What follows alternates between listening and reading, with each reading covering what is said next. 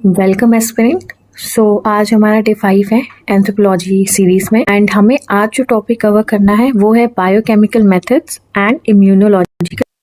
Okay, so let's start with our first topic that is biochemical method. If you guys have any feedback drop down below. So let's start with biochemical method. So firstly ये introduce सबसे पहले notice किसने किया था? ए गेरॉड। ठीक है and किसने सबसे पहले प्रपोज किया था ये मेथड? Beetle and टाटो 1941। अब बायोकेमिकल मेथड होता क्या है? इसमें बेसिकली हम बायोकेमिकल मार्कर्स का यूज करते हैं स्टडी करने के लिए जेनेटिक वेरिएशन एंड इनहेरिटेंस। ठीक है, हमने कल साइटोजेनेटिक मेथड देखा था, कार्योटाइप एनालिसिस देखा था, तो उसमें हमने देखा था कि हम क्रोमोसोम्स की स्टडी कर रहे थे टू अंडरस्टैंड कि क्या जेनेटिक वेरिएशन है या क्या पैटर्न इनहेरिटेड हो रहा है। आज इस क्रोमोसोम की जगह हम जो यूज कर रहे हैं वो है बायोकेमिकल मार्कर, इसीलिए हम इसे बायोकेमिकल मेथड। नाउ होता क्या है कि पहले डीएनए बनता है। आपने आई एम श्योर कि ये जब आपने साइंस एंड टेक प्री के लिए पढ़ा होगा तो ज़रूर पढ़ा होगा, सेंट्रल डोग्मा कहते हैं। तो डीएनए से आरएनए बनता है, आरएनए से प्रोटीन। ठीक है, पहले ट्रांसक्रिप्शन देन ट्रांसलेशन, पहले come C and then S, so क्रिप्शन एंड ट्रांसलेशन। ठीक है, अब ये जो प्रोटीन बन रहा है, ठीक है, और जो भी एंजाइम्स यहाँ पे यूज हो रहे हैं इनकी ही स्टडी हम करते हैं। यही वो बायो केमिकल मार्कर हैं जिनकी हम स्टडी करते हैं। ठीक है, नाउ एक एग्जाम्पल से I will try to make you understand. उससे पहले ये जो टाइप ऑफ प्रॉब्लम्स हैं, मतलब बायोकेमिकल मार्कर में डिफेक्ट होने की वजह से जो भी प्रॉब्लम क्रिएट होती है उसे हम इनबॉर्न एरर्स ऑफ मेटाबॉलिज्म कहते हैं। ठीक है, तो मेटाबॉलिज्म क्या होता है कि कैसे food to energy body changes करती है, कैसे फूड को एनर्जी में कन्वर्ट करती है। ठीक है, बॉडी ने एक जीन इनहेरिट किया है, उस जीन इनहेरिट के बेसिस पे बॉडी को ये बताया जा रहा है कि आपको ये एंजाइम यूज करके ये चीज ऐसे कन्वर्ट करनी है। ठीक है, अब अगर उस जीन में ही डिफेक्ट है तो वो एंजाइम बन ही नहीं पाएगा, देयरफॉर बॉडी में कोई कन्वर्जन हो ही नहीं पाएगा। हेंस आपको एक प्रॉब्लम फेस करनी पड़ेगी which is related to biochemical marker. Now with an example let's try to understand. तो यहाँ पे एक डिजीज मेंशन है, टे सैक्स डिजीज। इस डिजीज में होता क्या है कि सबसे पहले तो this is one of the very rare disease. ठीक है, and as it is a genetic disease तो yes it is pass down from parents to children. ठीक, ये गैंग्लियोसाइट्स है, इसे हमें ब्रेक डाउन करना है। यहाँ पे हमें एक एंजाइम की जरूरत है, ये एंजाइम की एब्सेंस हो गई है। ठीक है, क्योंकि जीन में डिफेक्ट आ गया है। तो ये जो फैटी एसिड है ये बच्चों के ब्रेन में बिल्डअप हो गया है, जिसकी वजह से उनका फंक्शन सही से नहीं हो रहा है, और एक न्यूरोजेनरेटिव डिजीज से वो इफेक्ट हो जाएगा। ठीक है, so this is autosomal recessive disease. अब ऑटोसोमल का मतलब क्या है, रिसेसिव का मतलब क्या, आई होप यू रिमेम्बर। ठीक है, ये कॉज होता है जब एलिल में म्यूटेशन होता है। कौन सा एलिल? ऑफ वो एलिल जो हेक्सा जीन पे प्रेजेंट है, और ये हेक्सा जीन कहाँ पे प्रेजेंट है? क्रोमोसोम 15 पे। मतलब ये हमारा क्रोमोसोम 15 है, क्रोमोसोम 15 के लॉन्ग आर्म पे जो ये है इसका एलिल प्रेजेंट है। ठीक है, ये जो जीन है ये कोड करता है इस एंजाइम के लिए बीटा हेक्सोसेमिडेज ए। ठीक है, देयरफॉर अब क्या है कि ये एंजाइम बन नहीं पा रहा है, देयरफॉर डिग्रेडेशन हो ही नहीं पा रहा है इस लिपिड का, देयरफॉर इसका एक्यूमुलेशन हो जा रहा है and that child face neural disease. ठीक है, तो आई होप आपको समझ में आया होगा कि how biochemical marker help us understand कि डिजीज कैसे अफेक्ट करें हम। नाउ ये समझने के लिए जैसे हमें कभी वायरल टेस्ट करना है कि बॉडी में वायरल डिजीज हुई है या कुछ भी, तो हम ब्लड टेस्ट कराते हैं, राइट। तो यहाँ पे भी हमें ये चीज़ समझने के लिए कि कोई बायोकेमिकल मार्कर में डिफेक्ट है, हमें कुछ मेथड का यूज़ करना पड़ेगा, राइट। इसमें सबसे पहला मेथड है कि हमें पहले उस प्रोटीन को, उस एंजाइम को सेपरेट करना पड़ेगा। तो हाँ, सब सेपरेशन के लिए और आइडेंटिफाई करने के लिए उस प्रोटीन को, मान लीजिए हमने प्रोटीन अलग कर लिया, पर जो हमें जिस प्रोटीन की रिक्वायरमेंट है उसको सेपरेट करने के लिए हमें उसे आइडेंटिफाई भी करना पड़ेगा। तो पहला जो मेथड है वो है gel filtration chromatography. Gel filtration chromatography, यहाँ पे क्या हो रहा है? फिल्ट्रेशन। अब इफ़ यू नो कि कोई भी फिल्टर आप लो, ठीक है, उसमें आप चीज़ें डालो तो जो छोटी छोटी माइन्यूट चीज़ें होंगी वो तो गिर जाएंगी, लेकिन जो बड़ी बड़ी होगी, जैसे आप आटा को जब साफ करते होगे तब भी आपने ये देखा होगा, है ना, कि बड़ी बड़ी चीज़ें ऊपर आ जाती हैं and minute particles drop down below. ठीक है, तो यहाँ पे एक साइज बेस्ड एक्सक्लूजन हमें देखने मिलता है, कहाँ पे? जेल फिल्ट्रेशन क्रोमैटोग्राफी में। अब ये डायग्राम आपको बनाना है, ठीक है, एंड योर कॉपी। ना यहाँ पे हमने इनिशियल मिक्स डाला, जो कि मिक्स में लार्ज मॉलिक्यूल्स पे थे, स्मॉल फर्दर क्या हुआ? सेपरेशन हो गया मॉलिकुलर साइज के बेस्ड पे। सेकेंड क्या है, एग्रोस जेल इलेक्ट्रोफोरेसिस। यहाँ पे जो सेपरेशन होता है वो मॉलिक्यूलर वेट के बेसिस पे होता है। एंड यहाँ पे हमें ये डायग्राम बनाना है। हम क्या करते हैं, ये लेते हैं, यहाँ पे ये वेल्स होते हैं, इसमें हम डीएनए सैंपल को लोड कर देते हैं। एज डीएनए सैंपल में ही जीन होगा, उसी में इंफॉर्मेशन होगी, ठीक है। तो हम यहाँ पे लोड कर देंगे और जब हम पावर टर्न ऑन करेंगे तो डीएनए फ्रैगमेंट्स का माइग्रेशन देखने मिलेगा हमें, ऐसे ऐसे ऐसे, based on molecular weight. Third जो प्रोसेस है वो है आयन एक्सचेंज क्रोमैटोग्राफी, जहाँ पे सेपरेशन चार्जेस के बेसिस आयन है तो obviously it is related to some charge. तो अगर यहाँ पे ना आप इतना ज़्यादा मगअप भी ना करो, अगर आपको नाम याद है तब भी आप अलग कर लोगे। सेल फिल्ट्रेशन क्रोमैटोग्राफी, फिल्ट्रेशन मतलब size based. Second method is agarose gel electrophoresis, ठीक है, इलेक्ट्रोफोरेसिस। तो इससे भी आप जा सकते हो कि इलेक्ट्रिसिटी कुछ तो यूज़ हो रही है, इलेक्ट्रिसिटी यहाँ पे यूज़ हो रही है ना। पावर जब हम टर्न ऑन करेंगे तो वो फ्रेगमेंट्स माइग्रेट करेंगे on the basis of molecular weight. And third is ion exchange chromatography.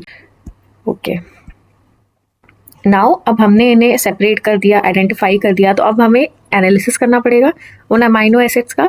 Amino acids are basically building units of proteins, ठीक है। तो इसमें पहला जो मेथड है वो है मैक्सिम गिलबर्ट मेथड, 1977 में ये इन्वेंट किया गया था। इसमें इसके थ्रू हम डीएनए सीक्वेंसिंग करते हैं। ऐसा कुछ दिखता है, मान लीजिए ये एक डीएनए सीक्वेंस था, ठीक है, हमने इसे यहाँ से कट डाउन कर दिया 5' to 3', ठीक है, CTACGGTA ये इसका सीक्वेंस है।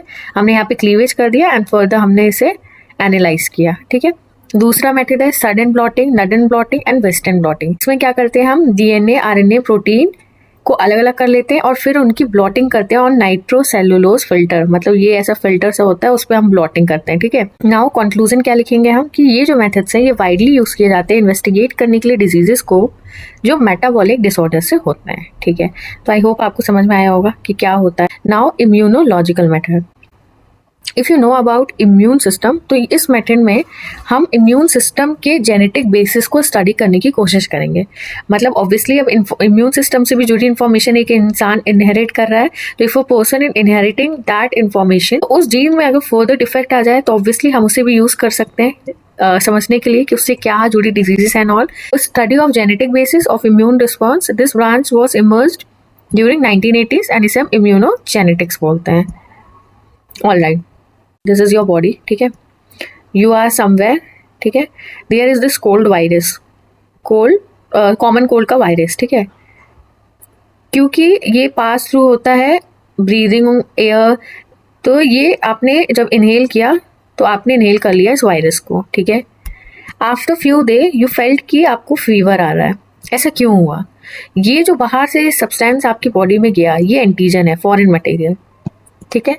जब आपकी बॉडी में गया तो आपकी बॉडी के सेल्स ने, जो आपके इम्यून सेल्स थे, टी सेल्स, उन्होंने एंटीबॉडीज प्रोड्यूस की। एंटीबॉडी का काम क्या है, ये वॉरियर सेल्स हैं, ठीक है, their job is to fight with those antigen and to delete them from your body, ठीक है। ऑब्वियसली तो ये लोग आएंगे, इनके साथ इंटरैक्ट करेंगे। व्हेन दे विल इंटरैक्ट तो दे विल नो कि हाँ ये हमारे बॉडी के नहीं है, एंड वो लोग उसे किल कर देंगे। जब ये इंटरेक्शन होगा तो आपकी बॉडी में एक रिएक्शन आएगा, दैट रिएक्शन शोज कि आपकी बॉडी में एंटीजन एंटीबॉडी में एक फाइट चल रही है। वही रिएक्शन फीवर के फॉर्म में आपकी बॉडी में आपको फील होगा, या इन्फ्लेमेशन जब सूजन हो जाती है, रेडनेस, ठीक है।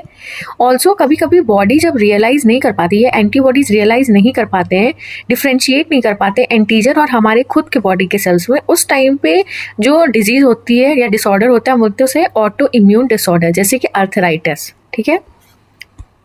नाउ कौन कौन से ऑर्गन्स है जो इम्यून सिस्टम में इन्वॉल्व होते हैं, टॉन्सिल, ठीक है, lymph nodes, lymphatic vessel, thymus, appendix, bone marrow, spleen, ठीक है, पेयर्स पैचेस।